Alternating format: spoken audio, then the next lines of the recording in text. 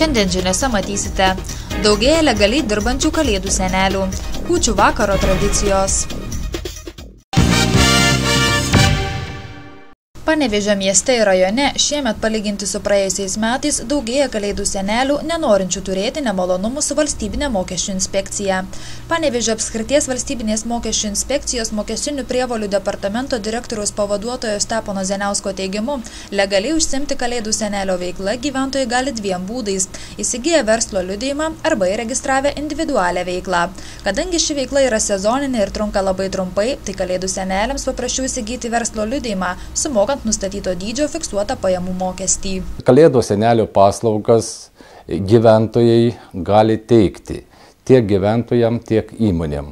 Gyventojam teikiamas paslaugas reikia įsigyti verslo liudijimą, muzikanto paslaugas. O tie gyventojai, kurie nori teikti paslaugas tiek gyventojam, tiek įmonėm, reikėtų įsigyti verslo liudijimą, diskoteko vedėjo paslaugos. Šiemet verslo liudijimus muzikantų ir diskotekos vedėjo paslaugoms teikti jau įsigijo 7 asmenys. Pernai per tą patį laikotarpį tokius verslo liudijimus buvo įsigiję tik 2 rajono ir 1 miesto gyventojas. Pažymėtina, kad kalėdų senelio paslaugas gali teikti ne tik gyventojai, bet ir juridiniai asmenys. Tarifas arba, sakykime, kaina įsigijančiam verslo liudijimą šiais metais nėra didelis, tai yra priklausomai nuo vykdomos teritorijos, nuo 120 iki 60 litų mėnesiui. Džiugu tai, kad kitais metais Panevėžio miesto savivaldybė šitą fiksuotą gyventojų pajamų mokestį sumažino. Ir tokių paslaugų teikimas mėnesio kainuos tik 10 litų. Šiais metais Panevėžyje kol kas dar nebuvo asmenų nubaustų už tai, kad nelegaliai vertėsi kalėdų senelio veikla. Tačiau verčianti šią veiklą neturint verslo liudijimo taikoma administracinė atsakomybė, o bauda gresia nuo 500 iki 1000 litų. Jau rytoj daugelis šeimų kartu su giminėmis ar draugais sės prie šventinio kūčių stalo. Šio vakaro prasmė – darna, apsivalymas ir ramybė. Nors senųjų papročių dabartiniais laikais neatsisako gal tik liaudies folkloro mylėtojai, tačiau žinoti apie juos pravartu kiekvienam. Kad ir netekusios aktualumo, kūčių ir kalėdų apeigos šiandieninėms šventėms gali suteikti paslaptingumo ir mistikos, jaudulio ir iškilmingumo. Mes turime atsisėsti prie stalo švarus tiek vidumi, tiek išorė, tiek susitvarkę namus, atidavę visų pirma visas skolas, ne tik tai piniginės, bet taip pat ir atidavę žodinės, jeigu kažkas yra užgautas, būtinai atsiprašyti žmonių, tai jau, kaip sakome, turime sėsti švarę sielą ir švarių kūnų.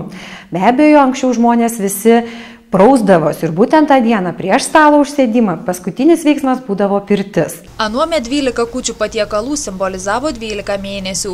Būtini kūčių stalo valgiai – silkė, kisielius, kūčiukai, grybai, daržovių mišrainė, džiovintų vaisių kompotas, virtos bulvės, rauginti kopūstai, duona. Pagrindinis mūsų patiekalas tai yra kūčia, nuo kurios ir kilęs būtent kūčių pavadinimas.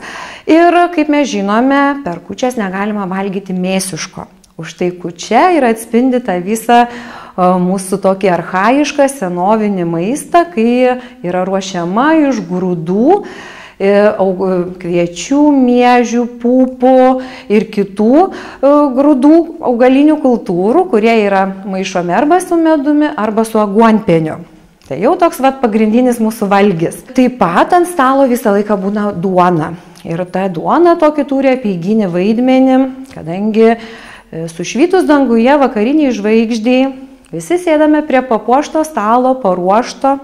Pirmučiausia, aišku, atneša šieno, deda šieną ant stalo, uždengia šeimininkė pačia gražiausia balta staltiese ir tada deda vaišes. Vaikam, kaip mes sakome, vaikai, kad jau ten nelabai mėgsta ir žuvies patiekalų ir tokių grūdinių, kepdavo blynus, paprastus blynus sukdavo su uogiene. Tai va čia jau būdavo pagrindinis vaikų maistas. Pavalgę kūčių vakarienę, anksčiau žmonės užsiimdavo įvairiais ateities spėjimais ir burtais. Kaip mes žinome, tai yra stebuklų metas. Ir gyvuliai šneka 12 valandą. Nu, nežinau, kas girdėjo, sako, jeigu išgirsta, tai žmogus būna labai nelaimingas, nes gali ištikti širdies smūgis, nes tiek daug visko sužina, kad paskui net ir numiršta. Taip pat vanduo virsta vynu, o paskui prasideda burtai. Vėlgi tas pagrindinis burtas yra šieno traukimo iš po staltiesės. Jeigu mergina ištraukia trumpą šiaudelį, tai jinai kitais metais ištekės. Jeigu moteris ištraukia storą šiaudelį, tai jinai turtingai gyvens visus metus. Ir didelė dalis burtų yra susijusi su vedimomis, nes mes žinome, kad būtent tarpukalėdis iki užgavėnių, nuo kalėdų iki užgavėnių yra tas laikas, kai važiuoja piršliai ir visi ruošiasi vestuvėm. Tai be abejo, merginos labai jau stengdavosi išsiburti per kalėdas, koksgi tas bus jaunikis ir iš viso ar bus kitais metais. Aišku, šiuolaikinėje visuomenėje mums tą galbūt sunku padaryti, bet aš manau prisiminti ir tiesiog pabandyti, o gal kartais išsipildys mes galim kiekvienas. Tiek, sakykime, išlėkti, suskaičiuoti, apkabinę tvoros, kiek yra stulpelių tvoros, arba ten, sakykime, išlėkti, paklausyti, iš kur šunys loja, galbūt iš tos pusės atlėks jaunikis, arba tiesiog atsigulus susapnuoti. Nes būtent tie sapnai kūčių vakaro yra pranašiški visi.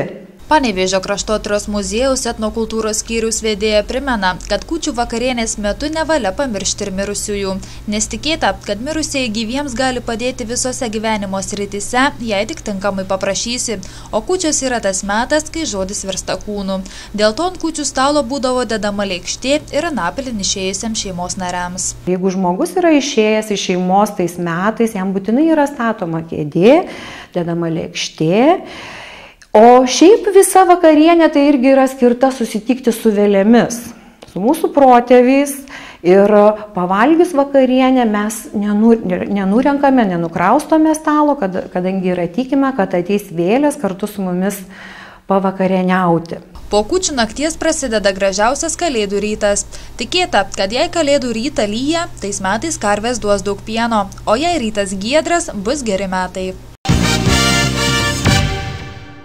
Šventų kalėdų proga visus panevėžiečius sveikina Panevėžio Šventų Apaštalų Petro ir Povilo bažnyčios kunigas Jonas Morkvėnas. Tikinčiųjų bendruomenė ir turbūt kiekvienas žmogus, kuris save mažiau ar daugiau varda tikinčiųjų, laukia kalėdų švenčių.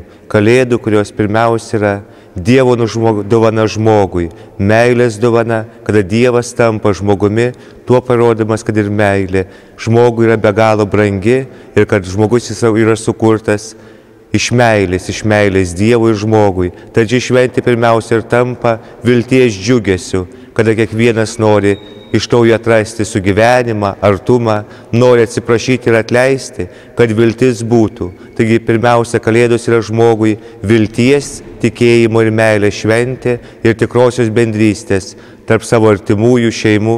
Ir ypatingai, kada rytoj sėsime prie kūčių stalo, kiekvienas prisimena ir išėjusius, ir tuos, kurie yra šalia, tuos, kurie gal šiandien yra išvykę dėl vienokių ir kitokių priežasčių į užsienį, toji bendrystė visus suvienyje laužant plotkelį. Tai pirmiausia norėčiau linkėti to šeimų šilumos, tos bendrystės ir vienybės, kad toji ramybė ateitų, kurią šlovina ir angelai, garbė Dievui aukštybėse, o žemė ramybė geros žmonėms, valios žmonėms, mums reikalinga irgi malda. Tad ypatingai norėčiau kviesti ir rytoj ateiti į bažnyčią, kartu pasitikti užgimstantį Kristų 22 valandą, piemenėlių mišiose, ateiti kalėdų dieną, kad toji malda ir ramybė būtų mūsų šeimose ir gyvenimuose, tad Dievo palaimintų užgimusio kūdikėliaus Jėzaus metų ir džiaugsmingų ateinančių.